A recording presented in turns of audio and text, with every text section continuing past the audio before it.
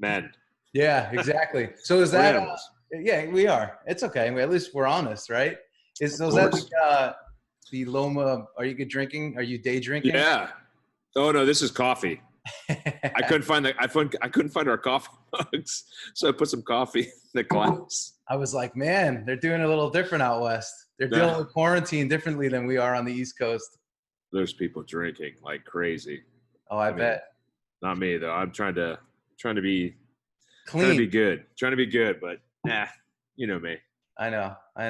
So I wanted to talk to you today because the way what I deal with a lot of folks that are competitive. They're in business. Some are in startup mode or restartup mode based on things that have just happened, with COVID. So I wanted to talk to you because, you have had a really cool career in that, being a baseball player, you have to be a grinder. You're dealing with failure almost every night in some capacity. So you got to overcome failure to be a success. And now you're in business, which I always say is like the most difficult sport in the world because there's so many variables outside of yourself. So for you, Yeah. what was it like going from baseball to business? Well, it's there's a lot of good lessons that you learn from being a baseball player. That where the grind of a season puts you through the ups and downs, the failures, the successes, the highs, the lows, and it's no different in business. You're going to face highs and lows. It's just everyone thinks that all these CEOs and all these great companies never had anything wrong and never nothing could go wrong, right? They just all of a sudden became billionaires. Yeah. Well, most billionaires failed more than anyone. So that's kind of the interesting part about it, is trying to figure out and understand how your past experiences can help you push forward in your business world. And like anything in life, it's the trials and tribulations and getting in, having the failure and then learning from that failure and growing upon it. I even teach this with my kids. I say, it's okay, you messed up, but now you got to learn from that. And it's the key to life is you will make mistakes. Everyone makes mistakes, and you will continue to make mistakes. Just like in baseball, it's like the thought process, stepping in the box, and you're thinking about this and that, and all of a sudden you're like, whoa, I didn't even see that pitch. And you have to regroup. You got to get back out of the batter's box, and you have to take a deep breath and say, okay, get back. What's my 3 points, that I need to think about? So I carry that over in the business world of, okay, regroup, take a deep breath, reevaluate what's going on, and then, and get back on the grind, right? It's like, I know it's kind of cliche that everyone says that, but you have to make sure that you get back on the grind by just keep going and going and going. And the grind is about the continuation of going through all the stuff. But through the grind, if you don't take a step back and reflect, you'll just keep being in the grind and you'll make more and more mistakes. Yeah. Have you been able to enjoy the business? Because, again, when you're running it, there's so many things you're worrying about, right? You're making sure that you have enough supplies. You're making sure that employees are showing up and managers are doing what they're supposed to do. So I always ask, are you enjoying it? That is the number one question, right? I guess there's the little wins are what I enjoy most.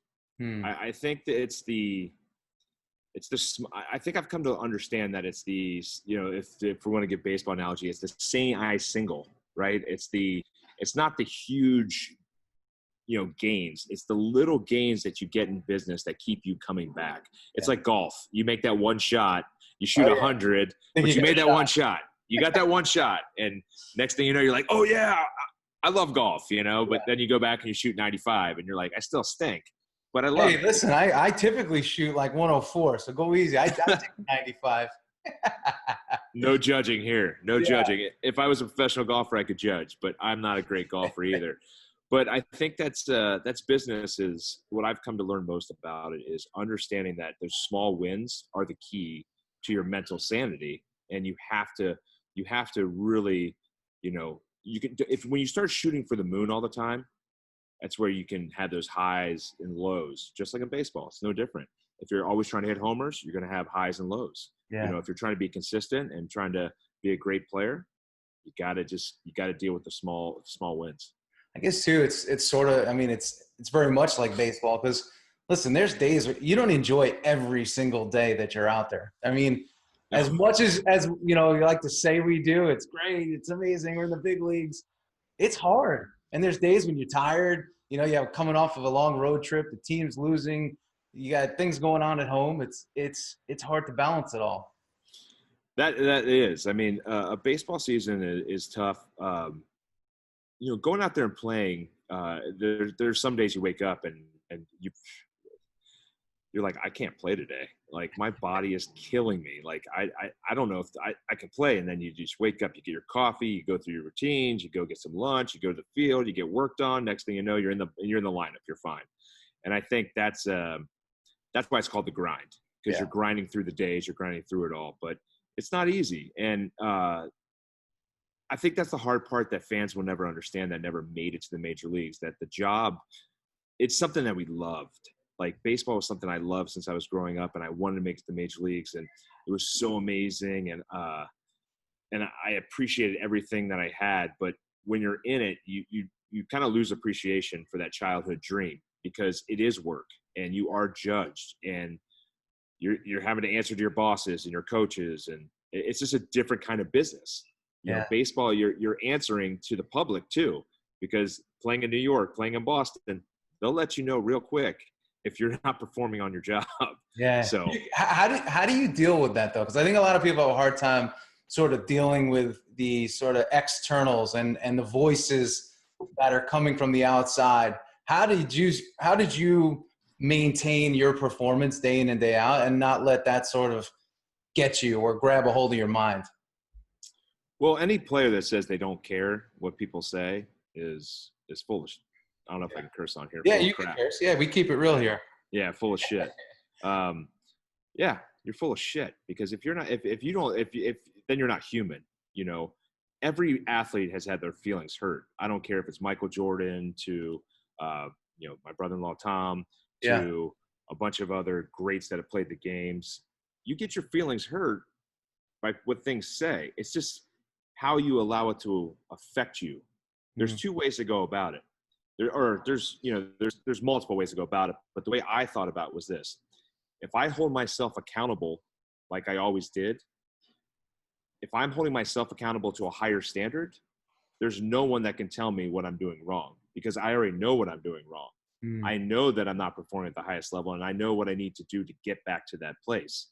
If I start making excuses and start making, it was this person's fault, or, my body hurts, well, no one cares at the end of the day. You got to get the job done. So for me personally, I always held myself more accountable than probably most, because I had to grind my way to the major leagues. It wasn't handed to me. I wasn't drafted high. I didn't get paid much. And I always had a chip on my shoulder because people told me what I couldn't do. So I was really hard on myself personally. So no one else could be as hard on me as I was to myself. So that was how I kind of handled it. I didn't care. And I actually I kind of fed off of the haters. I call it athletes, haters, adrenaline. Aha. I love that. Yeah, no, that's cool. So, but like, I love what you're saying, because there's a lot of people that have gone out to do amazing things in sports and business that are driven by that chip on their shoulder. But how do you have that chip on your shoulder and not put like so much pressure on yourself to where it becomes detrimental to your performance? How did you balance that? That's a very good point, because a chip on your shoulder is a very positive thing if used correctly. And the negative that comes with it is sometimes what happens is, and this happened with me, is you feel like you always have to prove your worth. So you're always talking through it, or you're trying to show your worth. And then you get to a certain point and it's like, whoa, you don't have to show your worth. You just have to go out there and play. And I think that's where athletes or people in business, if you're always trying to show your worth, you sometimes can lose track of you get too hard on yourself, and then you're trying to be a perfectionist instead of just like calming it down a little bit. But on the flip side, if you're not being a perfectionist, you're not going to hold yourself accountable. So you have to understand when you're getting too far past that I don't know if we have a bell curve or whatever, but when Yeah. you're starting to get to that point, you know, you have to learn how to say, okay, take a step back, get through this, and listen, just, you know, stop being so hard on yourself. And I think that's one of the hardest things to do in all of sports is, you know, trying to have a chip on your shoulder where it goes too far, and then it starts becoming a detriment to yourself, and possibly it could be your team too. So you got to be very careful with that. Yeah, because I know a lot of high performers out there, at least in the marketplace today, they're always seeking more. And that quest for more, it puts them, they're always in this high pressure situation. That's what I see. It's like, how do I become more focused? How can I become more productive? These are the questions that I field from people, you know, in business, and they're already at a high level. And it's like, hey, the question I ask is, do you trust yourself as is right now? Or are you just constantly seeking more to even overcompensate? Yeah, I think you know that's also where everyone thinks that people that are successful have it made. That they got the money, they got the, you know, notoriety, they have no problems in life. Well, they're a detriment to their own self sometimes because they're chasing so much. Yeah. Nothing's ever good enough, and so keeping up with the Joneses, and you know, the competitor next to him has, you know, has a little bit of advantage because he's making more money, and I got to make the money that he's making, or she's you know, she's moving up the ladder and she's gonna like overtake my job, and I got to make sure that, you know, like at the end of the day you start worrying about things outside your controls, and it really, it comes down to the fact that every person wants something in life, and you have to figure out what that want is Mm. and how you're going to get there. And I think the hardest part for a lot of people are they start wanting things that other people want from them or what other people have. You know, you need to focus on things that you want. You need to make goals, and once you get to those goals, make new goals. Mm. But don't get to goals like that are it's kind of hard. I mean, there's so many different variables of what people want out of life. But what I've found is, you know, you got to appreciate things at times. You got to reflect. And if you don't ever reflect and you're always just chasing things, you're just gonna make yourself miserable at the end. Yeah, it's funny. I was talking to my wife before this, and I said, you know, I think in life, the majority of people want three things. They want to be happy, they want to be rich, and they want to be thin. And it's like everything out there sort of is the gateway to get you one of those three things. When you have one, you're like, okay, which one am I missing? All right, I'm rich, but I'm not happy. I got to go chase happiness. Okay, I'm rich, I'm happy. I'm 20 pounds overweight. I got to get thin. So it's like they're playing in this triangle all over, you know? Yeah, I mean, and I think we're built kind of with social media now where everyone is looking for the next guru to help them through something, or the next person, and no one looks internally anymore. You Yeah. know, people are looking at everyone else's lives and wanting their lives, and not even understanding that that life might not be actually what they want. They think they want it because it looks so cool on Instagram, like, oh, they have the perfect life. Well, no one ever sees what is not on the gram. Yeah. You know, a lot of people don't show the negatives.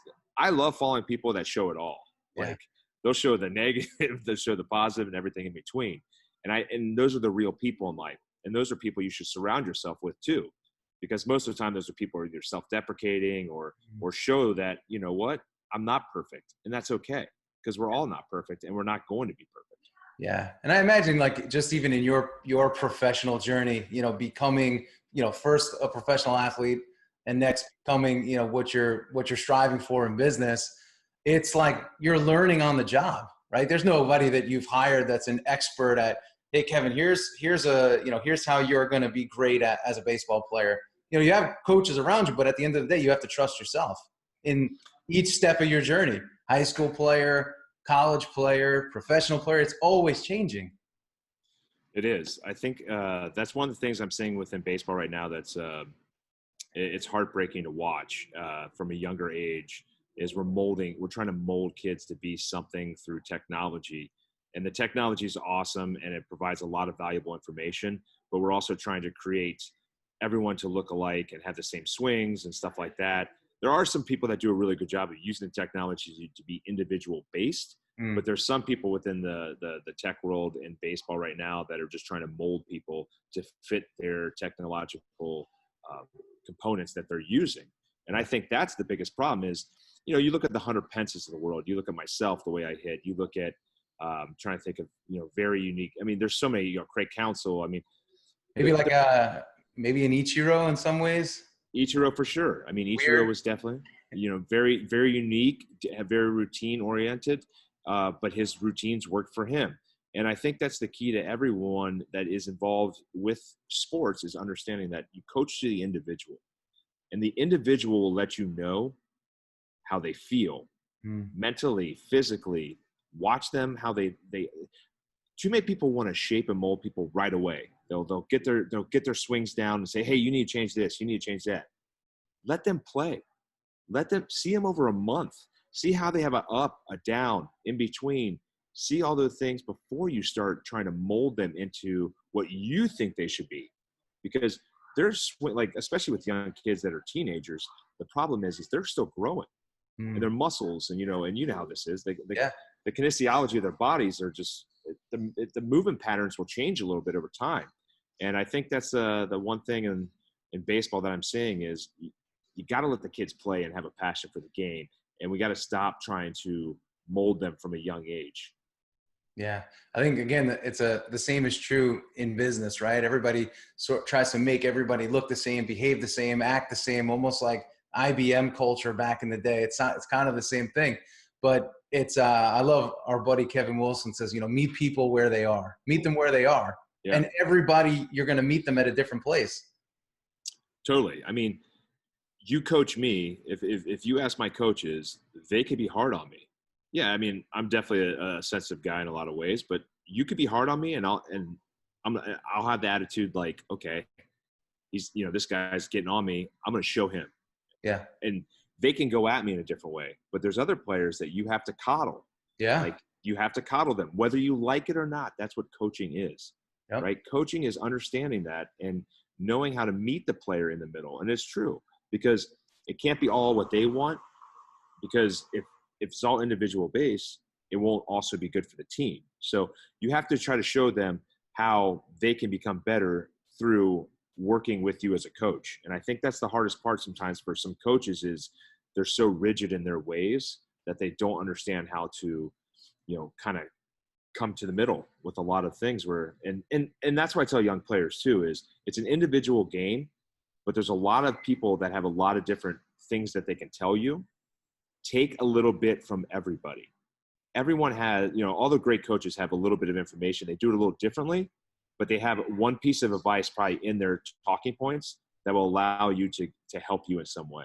Yeah. Did you have coaches, because, you know, you were very unique in your stance and how you played? Did you have coaches that tried to change you just because they weren't used to seeing that sort of style? Yeah. I mean, I was very lucky. I had a lot of great coaches, but yeah, I mean, there were certain coaches, I mean, even players. I remember AAA, you know, all these players were telling, I get called up to AAA. It was in the All-Star game in AA, and go up to Pawtucket, and this team was like unbelievable. I mean, we went to the International League Championship. We lost, but I mean, this team was loaded. I mean, there was people like, you know, I mean, the amount of money that people were making on this AAA team had to be one of the highest ever.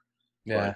But, and all these guys were telling me, you know, oh, you should do this. And I listened to like 7 different guys telling me what they thought I should do. Next thing you know, I'm hitting 160 at the end of the year in AAA, and I had a terrible year because I was just listening to too much noise. I was trying to please them versus saying, hey, wait, no, I know myself really well. Now I can just take a little bit of advice and apply it to what I know about myself. And coaches along the way too, you know, no one really tried to mold me and change me. I mean, my freshman year of college, my baseball coach, Brian Cleary, he was trying everything working with me. And then finally my sophomore year, he's just like, you know what, this dude's going to figure it out. He let me go, and the rest is history. I hit 400 that year. I did really well. But the struggle my freshman year helped me and helped him understand that, hey, I can let him go and do his thing, and he's going to figure it out. And just like going back to the point is, you got to read your players. So I had good coaches that didn't try to mess with me too much. That's great. I also see too, like, you know, with players, even people in general, you know, there's times in life where you're going to be vulnerable, right? Your performance is not going to be what you want it to be. So you got to be careful, again, like you're saying, looking too far outside of yourself, because you know, when you're not hitting, you're kind of looking for answers and people know that you are. So they come to you with all the solutions. And you're probably more open when things aren't going well than when things are. So you got to be careful. It's the same thing when your business isn't making money. Like people now, they're in the middle of COVID. They've never experienced cash flow at this level or lack of cash flow at this level. Like, so they're very vulnerable. And your message to me, I'm taking this as saying, hey, even though that's happening, you have to trust yourself. Yeah, because you could a lot of people might not know what your business too. I think that's the key too. Is Yeah. there's different businesses. Like everyone wants to tell me how to run a restaurant, right? But they never worked in a restaurant. They're very successful people, and you can take advice from and learn from them, different little tools. But their business might not be the same business that you run and operate. I mean, there's plenty of times that I see this is people give me advice and it's cool. Like I love it. I mean, I'm in Silicon Valley. I'm around some of the Brilliant. there's some amazing people here that are very highly successful. But the problem is this: you have to make sure that the advice you're getting fits to the industry that you're in and also your business model, right? Mm-hmm. So what I like to do is I sit down with a venture capitalist buddy. I just give him all the information and allow him and allow him to process it first and then come back to me and ask questions. And usually the best coaches and the best people within the business world are the people that don't come at you real quick and tell you, do this, do this, do this. They take it in, process it, and keep talking to you over the weeks. It's not just a one-time sit down and, oh, you got to do this, this, and this, and you'll be fine. It's the weekly thing, and going back and 2 months later. But yeah, this time is a really, really tough time. But during COVID is the best time for people to fully understand the finances of their business. Yeah. If you don't now, you'll never know them. So yeah. It's funny that you say that, because a lot of the CEOs that I coach and work with now, right when this thing started, about a week in, I said, what are you doing? The first thing they said is, well, we're looking at our balance sheets. We're looking at where we're spending money, all those extra subscriptions that are $19.99 to $50, bucks a month. And we're wiping all these things out that we didn't even realize we're paying for. And we haven't even used some of those in the past 3 or 4 years. So they're trimming the fat, and businesses, sometimes when they're doing well and we're not in times like this, it's very easy to run fat on payroll, too many, It's very easy. And the hard part too is this: as a business owner or the chief financial, officer, is you realize that people don't care that they're spending your money. Yeah, that's true. So they're going to spend it the way they think, they're going to go get this, this, and this. And sometimes it's a small amount somewhere, and you're like, well, why did we just get that? And it just slips under the radar because it is a small amount. But like you said, every little small amount of money adds up over time. Yep. And so we did the same thing. You got to trim the fat. You got to really look internally, and I think the hardest part too is for a lot of businesses is what they, some of the employees that they had before, it was an emotional tie to these people. Yeah. Now they're coming back and understanding. And this is the sad part about what's going to happen down the road is people are going to be looked at as numbers and their worth. And that's going to be the hardest part, is there's going to be a lot of good people that lose jobs because of this. And it's rough. And I think that's one of the hard parts that a lot of business owners are going to see down the road, is they're going to have to trim the fat. Automation is going to come quicker now than it ever has in the workforce. People were warning us about, I forget who it was. There was a chief economic guy that said that in 10 years that 40% of the workforce could be wiped out because of automation. Yeah. And I think it might be coming sooner than we think because of this. And it's scary. It's something that I don't like to see. Yeah. And in addition to automation, what's happening too is workforces are being displaced right now. I mean, not so much in the restaurant business, because you have to go to the restaurant. I mean, unless you're doing takeout. But a lot of companies now are saying, hey, you know what? We're going to let our people work from home. So it's going to present some new management challenges and leadership challenges that they haven't had to face before. So for sure, it's an interesting time. I have a question for you, because I mean, I knew you always had a passion for beer. Yeah. And I know, being in baseball, we spent a lot of time in restaurants, just being on the road. But I didn't know that you had a passion for running and opening a restaurant, building a brand. What got you into that? Well, Yeah, the craft beer industry was something that I truly loved. I'd go around to different cities, and playing in Major League Baseball, you get to go to all the cool cities around the Yeah. country, and through all these cool cities, they have amazing craft beer. So I would kind of search it out. You know, we'd be at a hotel bar, and hopefully there'd be a craft beer on there I could try that was a local. Uh, it's definitely picked up after my career a lot more, where no matter where you go, you can find craft beer Yeah. everywhere. But you know, just going to those restaurants, and you know, we went to a lot of steakhouses and a lot of you know, different high end restaurants, and you know, I think through that I found some craft beers, and I just really enjoyed the craft beer community too. What I've learned about the craft beer community before I opened this was the brewers were kind of all kind of getting together. They, you know, you can only drink so much of your beer, right? You want to try other people's beer because you also want to see what the competition's brewing up.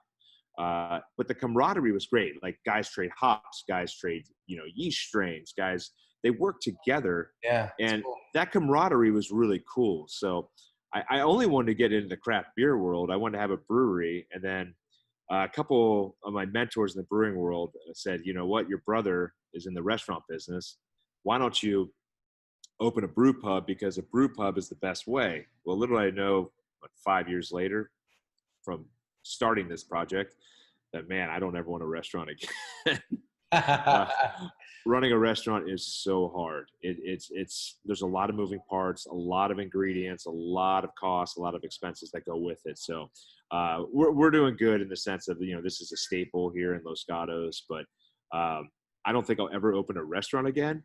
But Yeah. I'll probably be doing a production brewery and some tap rooms down the road. So that's more in line of what my thinking is. But Yeah. yeah, so. No, that's cool, man. It's a new challenge for you. Yeah, it's a new grind. You know, I have a mind, and I guess it's the genes my father and his fathers before him gave me, is we got to work. You know, my mind's always going. It's never stops, and it's tough. There's some days I'm like, God, I just wish this brain would stop working. I mean, it's not working at the level of some people's, right? Yeah. But it's still moving. I listen. I have the same problem. It's always on. You know, I think in baseball, what's good is that you're always involved with something. You're either moving from city to city, place to place, conversation to conversation. Yeah. So your mind is very stimulated. But when you leave the game, it's like, okay, where do I apply all of this thought? Yeah, and the greatest thing of baseball is the structure. Yeah. Your structure is there every day, Um, right? Even though there's a, you know, it can get monotonous in some ways and stuff like that. Like, but you always know where you're supposed to be. You always know where you're going. Your family knows where you're going to be. Your friends know where you're going to be. yeah. And I think that's a hard part of when you get into the business side on the other end is you make your own schedule. Yeah. You have to, I mean, making your own schedule is the hardest part, because for 10 years of my life, my schedule was made for me. I didn't have to do anything. And it was made down to like, okay, you know, Anthem is at 7:07 and this happens at 4:05. But like, it's to the minute, it's all coordinated and sequenced, you know, by somebody that loves making schedules. Yeah. You got an itinerary given to you about everything for the weekend, what's going on and all this stuff. And we're spoiled rotten. I mean, professional athletes, I mean, not professional, but minor leaguers aren't, but major leaguers, we're spoiled rotten. Everything's handed to us. And that's the difference maker of why you fight so hard when you're at that AAA level and you get a little taste. You don't ever want to come back down, you know? So getting on past baseball, it's a very tough thing for a lot of, you know, athletes once they retire, because they're so used to structure. Yeah. And I tell guys all the time, you know, figure out what you love. You know, if you made enough money, just do something you love, but you got to work in some capacity. You can't play golf every day. You can't just sit around. You'll get yourself in trouble. So you got to figure out quick, you know, sooner than later, a hobby that either makes a little bit of money, so you can, like, you know, not spend all your money, or just fulfill your mind. Yeah. I love that about structure, because I meet so many, when I first start coaching and working with people, the first thing they say is they don't want to be boxed in. They don't want too much structure. They don't do well with structure. But everybody I've ever worked with does really well with some structure. We all do. I mean, Well, it's ingrained in us since we're 5 or 6 years old, Yeah. right? You go to school and you're going to school today, and you have this class, recess, class, Yep. lunch. So everything's based on a schedule, right? It's from the time you're, in elementary school, and it's just one of those things that a lot of people can't handle not having that structure because their minds go in different directions, and that's where they find themselves in trouble. Yeah, but again, you got to focus in order to get the achievements and the outcomes that you want. How were you able to maintain your performance, would you say, over a 162 season, 30 spring training, over that sort of 9+ month period? Like what did you do in order to perform at the highest level? Routines. Everything's about getting very good routines. Superstition is the big thing that people talk about in baseball, but superstitions are basically just routines. Yeah. Guys want routines over and over and over, so there's no longer a thought process, right? So everyone always used to I had guys tell me on the Cubs, some of the Cubs players yeah, man, you used to always go stretch, and there you be, you'd always do the same thing in the outfield. We'd watch you, and you'd always do the same routine.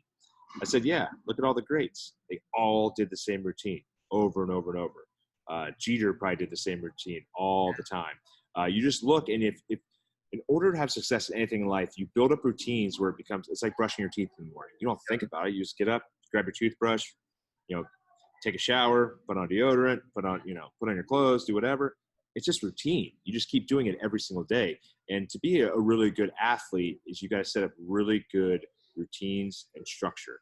If you stick to those routines as much as possible, you'll never will get out of that uncomfortable feeling, because there's nothing worse like that dream that we've all had, going up to bat and we don't have, we can't find our bat or our helmet, or we're naked, or that nightmare.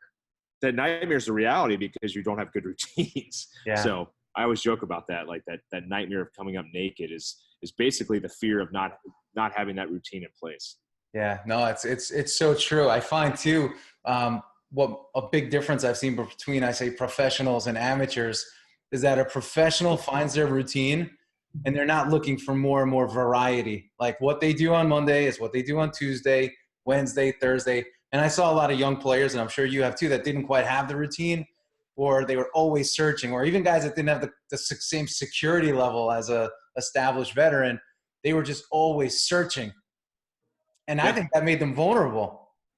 100% it's vulnerable. I mean, looking back on your time as a strength coach, and I can say it as a player and my teammates, the wild card guys that were just, you never knew what you were going to see every day. Yeah. They couldn't handle a routine at the baseball field. Now take them off the field, right? So they couldn't even have a structure in place every day at the baseball field. I mean, you know how many guys you work with like that, right? Now put them outside in the real world, and now they have no structure. They don't know it just turns into a mess.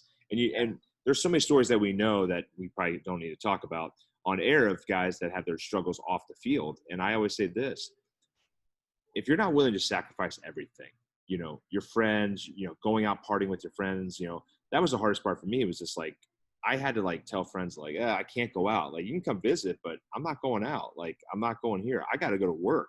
Your friends want to come party with you. So when you're younger, yeah, you can hang out and party a little bit more. But as you get older, your body needs more rest and more work, a lot more work. Right. So I think that was the understanding of why you need to have good structure and why you need to do that shows. I mean, that's why you never saw great players that didn't have structure. Yeah. Most of the guys that were the great players had structure, and then the loose cannons were in and out of baseball before you even know it. Yeah. How is it for you now in sort of, you're managing a staff? I mean, I know you're not doing every aspect of it, but you're dealing with people that maybe never had structure, never had discipline. How is that for you in dealing with a staff like that and a team like that?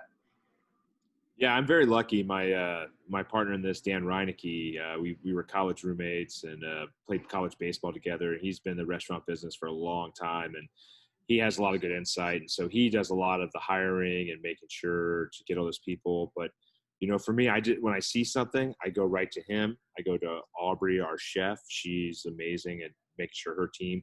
But what I do is if I just see something, I go communicate with them and let them handle it, because you don't want the owner coming in every day. And, sometimes, people underneath kind of get a little nervous, around the owner. Yeah. But the good thing is, I have a lot of people here that are, I try to learn their names. I try to talk to them and, get to know them. And I think that's the key to it all, is just getting to know the people and understand how they operate. And like same thing in baseball as coaching. You got to coach to their strengths, and you got to learn how to figure out how to get their weaknesses to be a little bit better. Right. So, and also put them in the right place. It's like a batting order. You don't put, certain guys in certain places because it doesn't fit in the batting order. So, for me, a lot of my job is just making sure everything is working smoothly and making sure our managers are making the batting order the right way.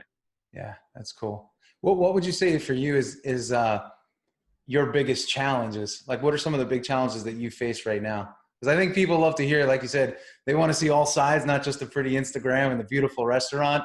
Yeah. But like, what are some of the challenges that you're facing? Our biggest challenge is we break even in a lot of ways. We're trying to get past that point. It's, we are in Silicon Valley, where it's very high cost of living. Minimum wage is higher than most places around the country. Rent is higher. Most of our costs that are high deal with rent and wages. And so we're trying to figure that out. There's only certain variables that you can control. You can't control how many people walk through the door. You try your best to market and do all the little things to get people inside the door and spending money. But the hard part is that's an uncontrollable cost. So for me, it's just about evaluating hours of operation. The struggle is just that is trying to make tough choices and trying to figure out what we need to do to try to bring more people in, or what we need to do to cut costs. And I think that's the hardest struggle about business, is trying to weigh. So if I cut, a couple people here, now we might be vulnerable, and now people might not be happy with their experience. So to me, it's the balancing act of having the proper amount of people working while also maintaining a very steady and proper dining experience that makes all of our Yelp reviewers happy. Yeah. I know that's a whole new thing, right? Somebody has it. It's funny because Kevin Plank is a friend of mine, the CEO of Under Armour, and he said that trust is won in drops and lost in buckets. And it's That's like, good. Think about it, right? Somebody could come to your restaurant and have 10 great meals, and one bad evening of service for whatever reason, even if it's just through their interpretation, they go right to the internet and try to, cause a stir. Yeah, it's one of the hard things we have to deal with right now. It's all personal opinion too. Like that's the hardest part about it, right? So you're dealing with a lot of opinions. You're dealing with a lot of people that don't necessarily state the facts. There was one woman on Yelp that she kept going. She like marked up the prices by $5. Like they weren't even close. So I went back and just said, hey, please, like next time, like I was trying to be nice at first and say, listen, if you're going to review us, accurately portray, the pricing. Yeah. And it just became a Yelp back and forth and blah, blah, blah. And next thing I knew, I was like, you know what, this is not worth it, because this customer is probably not coming back anyways. So you got to pick and choose your spots, right? Yeah. But it's hard. It's hard because you have to also be respectful, because that person is an influencer to the people around them. Yeah. So every person it's not just one person, right? So that person tells they tell people. So the more people you can get to be happy, everyone says, social media is the tool for marketing, but still word of mouth is still the best marketing tool around. So you got to be careful how you go about things, and you just have to resolve things. And my best advice to everyone out there is, if you go to a restaurant, don't go on Yelp and review first. Your first thing should be talking to a manager. Ask for a manager. Try to resolve the issue at the restaurant.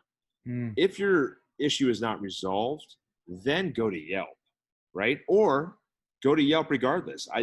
After, but please, don't be so passive aggressive where you can't, most things can be handled through a manager at a restaurant.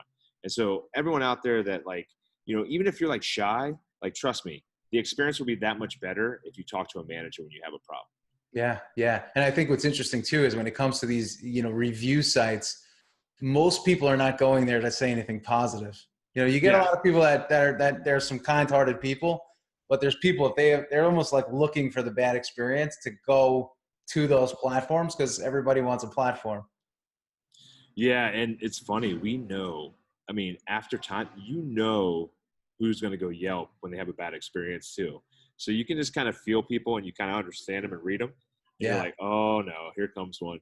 And then you just like, you wait a day and you're like, oh, there it is. You know, so it's kind of funny how all that works, but it's just one of those things where you can't work. You got to take Yelp reviews in a few ways where you got to read them and you got to take out the main points that are your faults. Like, so if there was a fault and somebody did something in your restaurant, you just got to change it. You just got to go to the people and you got to change that problem. You can't just like deny everything and say, oh no, that's, you know, they're wrong, we're right, because it doesn't work that way. So some of those reviews are really bad in a lot of ways and some are not fair, but through those you can have a good learning lesson. And you know, it's interesting. I never really get involved with the Yelp and all that stuff. But I remember being at a restaurant last year in White Plains in Westchester County, and the service was horrible. So, and it was a place that I loved, and we would go every Thursday night. So I actually find the owner on Facebook, and I shoot him a message because, you know, I'm in business too, and I used to hate when my people would do something wrong, and I would never know about it. So I reached out, I told the owner, and you know what he did? He said, give me your phone number. I'd love to talk to you. So we went over the experience, and he said, thank you, because I didn't know that. So if he did it to you, I can't imagine how many other people feel the same way but didn't take action. And then the guy sent me a $250 gift card. So it's much more productive. Not that you're always going to get $250, but maybe, you know, you'll get a free drink or something, but it's always more productive to go to the person that owns the place or runs the place, because they just may not even know, and you may help the place get better. But a Yelp review is not often going to do that. No, it's communication. You know, communication is, everyone talks about, oh, communication is the key to success in life, right? But no one wants to do it anymore. They think communication is through text messages. They think communication is through a Yelp review. That's not really good communication, because I can't tell your tone through a Yelp review. I can't tell your tone through an email. I can tell your tone by the interaction on a phone call. So the feel of the interaction on a phone call, the talking face to face, is usually is how things get resolved best. My worry for my kids in that generation is, you know, technology is going to keep advancing. You know, people that are like, oh man, they got to get off their cell phones and they got to get off this. It's like, well, you're the parent. You make that choice, right? You can choose how long they play on the iPad, all that stuff. But what we need to make sure to ingrain in our children is to not lose that talking with each other, to not lose those conversations with each other, because those conversations allow so much, just basically there's less variables and less things that get mixed up in conversation versus emails and texts. Yeah. I always say connection, chemistry, and growth will come from conversations. I mean, I remember our times together, man. Like, you were one of the great conversationalists of our club, because again, guys can be a little bit introverted and go do their own thing. But I find, like, again, for you, I feel like that also helped, I think, eases some of even the nerves of being a pro player. Just good, solid communication, and you feel supported, you feel connected. I don't know. I agree with you 100% on that. Well, you also learn about people, right? Yeah. If you don't make, you know, it's easy to stay in your box, right? It's uncomfortable to get outside your box at times, and you have to get outside your box in order to grow and learn. And I saw it all the time with baseball players. I mean, no one ever wanted to do anything but, you know, just, I want to hang out with baseball players. Well, you're not growing. You're not, you know, you're not going to be able to hang out with baseball players the rest of your life, right? Yeah. You're going to have to get out in the real world, and you're going to have to, you know, do other things in life. So, you know, for me, like, I was a guy that I loved, you know, hanging out, like, on the road, you know, going out to dinner and stuff like that. But I also need my alone time, because I wanted time with other people. I want to get to know other people, because I wanted to grow and I wanted to learn things, because I knew my career was going to end, and I knew I wanted to do something else in business, because like I said, my mind raced and stuff like that. But it's also something that, you know, too many guys get wrapped up in or just people in general, you get so wrapped in what you're doing that you just stay in that mold, And you've got to break that mold, because if you don't ever get outside of that, it's just going to get boring in life. Yeah. Yeah. And you become a one-trick pony too. Oh, You know, so bad. It's like some of these guys that are still in the game, they go from player to coach. And for a lot of them, it's not that they love coaching. It's just that they don't know. It's almost like they don't know how to survive in the outside world. They don't understand their self-worth in life. They think their Yeah. only self-worth is baseball, and that's not true. All these guys, I mean, you became a professional baseball player. You reached the pinnacle of what millions of people strive to be. And you're one of the 19,000 plus that ever played one game. You're a special person, and Yeah. you can do something special outside of baseball.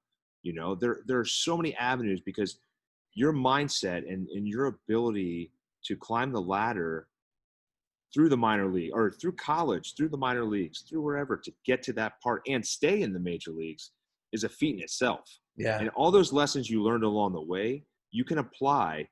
You know, I think guys get scared because they're intimidated that they're 35 years old or 30 years old, and their friends start at 22, 23, and they think they can't mentally, they're not smart enough. They think these people are way smarter than them. Yeah. And maybe some are. I mean, there are a lot of smarter people. But the great thing is this: you're a competitor. You can learn and grow. You know, social intelligence can keep growing. Yeah, IQ stays the same. Yep, I was going to say you've acquired a totally different kind of intelligence that those individuals that are more classically trained haven't acquired, right? How do you play in front of 30, 40,000 people and still perform? How do you fail, like we said, starting off, you know, multiple times and still come back and help your team win and be a success? So it's amazing stuff, man. The game is those that have been through it, it's definitely a blessing. And guys like you that take those experiences and parlay it into a business career is definitely pretty cool. But I have one more question for you. Yeah.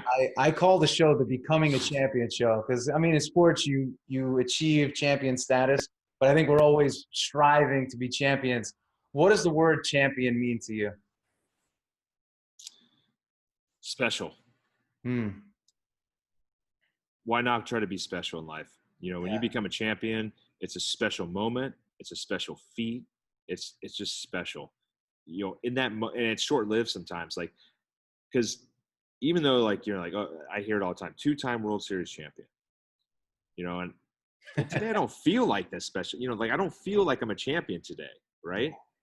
But it's that reflection part. You were a champion. You still are that champion.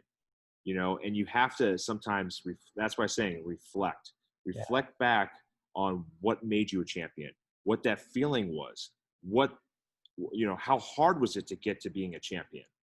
And you have to reflect on those and then apply it to whatever else you want to achieve in your life. And, you know, I love it. I mean, champion is such a cool word in so many ways. And it's also like the pinnacle. It's just the pinnacle of success. Yeah, it's cool. It's like when you win that ring, something changes inside of you. It's like, you know, man, I'm a champion now. This is pretty amazing, you know? There's no better feeling than when that ball, like, you know, that last, and the celebration with your teammates. And like I said, it's short-lived, because everything in our life is short-lived, because time goes on. Why not be a champion something else? And you just got to be a champion, you know, as a person, as, you know, in relationships, you know, be the best you can be. And if you have that mindset and attitude to try to be the best you can be in whatever you do, success usually follows. Yeah. No, I love that, man. YOUK, it's awesome. Thank you as always. And I'll link up to Loma. So we'll let everyone know where they could get their brews and get their coffee. Now we're for sure. Yeah, we're in the coffee. And I didn't know I was wearing this shirt today with your background. It's even more impressive. Perfectly fitting. I have a hodgepodge going here with the gear, but it matches. I mean, we look like America right now. America. I was gonna say America, baby. All right, brother. It was great seeing you. Go be a champion today and keep on selling. All right, buddy. All right. Great talking. All right, Dave. Bye, brother. See ya.